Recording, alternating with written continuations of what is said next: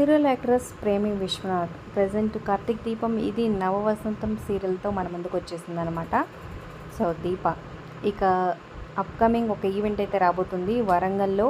So Karthik దీపం team అలాగే మగవ team వచ్చి అంటే ఫ్యాన్స్ అందరినీ కలవడానికి అక్కడ ఈవెంట్ అయితే కండక్ట్ చేస్తుంది. సో ఆ ఈవెంట్లో భాగంగా అక్కడ పాల్గొని సో నియర్గా ఉన్న టెంపుల్స్ని అవన్నీ విజిట్ చేస్తుంది అనమాట.